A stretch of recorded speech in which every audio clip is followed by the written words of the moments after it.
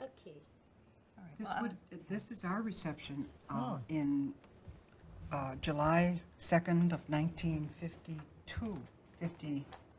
Yes, 52. And No, yours was 53. 53, got to Yeah. get in the habit. Yeah. And this is the way everyone came into chapel in bridal gowns and veils. And then we went to the altar and made some kind of commitment. I don't remember what the prayers were. And as Barb said, the habits were blessed. And then we left the chapel, still in our gowns. And there were bridesmaids, 2 by 2 ahead of us, who were carrying a basket, a wicker basket, 3 or 4 different wicker baskets with the habits in them. I think there were 29 of us all together who got the habit that day. And there are like 11 of us left now. But when we came back in, we were dressed in the habit. There were sisters, a couple of sisters in each one of our cells, as we called them, waiting to dress us in the habit. And we came back in the habit of the Sisters of St. Joseph and went back into chapel for the rest of the ceremony. Some of the sisters in the band have died and some have left, of course. And my reception day was a year later than that, July 2nd, 1954. And we were probably all of us wearing our high school graduation dresses. And went in for some prayers in which we were asked if we wanted to be Sisters of St. Joseph, commit our lives, although we were not making vows at that time. And we all said yes. And then we came out and, as Josepha described, changed into the habit. And then Mass was finished and we came down for dinner and tried to open our mouths. Corn on the cob. Peas. Peas. Yeah, I remember peas. thinking, I don't know how I thought other sisters ahead of me had stayed alive, but I remember thinking, I'll never eat again. Try to keep the peas on your fork and get them into your mouth, which was so tight with the linens around your face. But you lived to tell about it. I did live to tell about it. And it's been pretty well nourished. Could I just see you holding that image again and talking about it? Yes. Yeah, and we really need to know what you felt. I mean, to us, it's really strange. It's 50 years ago. To make that commitment? Yeah. Yeah.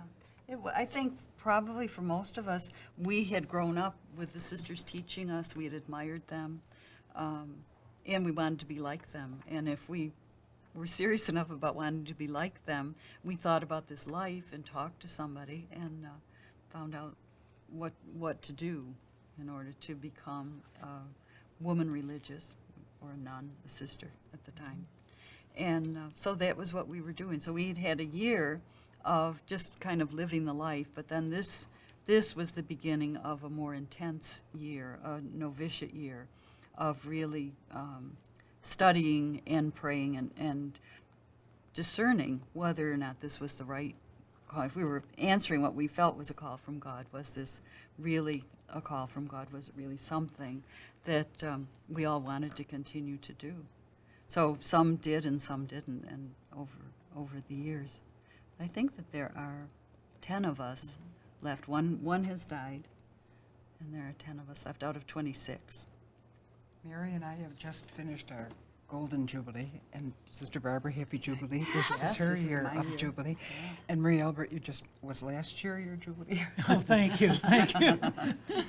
No, when we're talking about jubilees, and I'm thinking, I remember being in the dining room one day, and we were getting ready to celebrate somebody's 25th anniversary, and I was in the novitiate at the time. And I said, 25 years?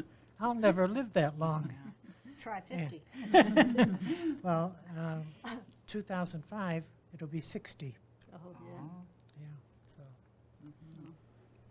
But you wonder, where the time has gone, and you give thanks and praise to God. And when you're saying, making that commitment,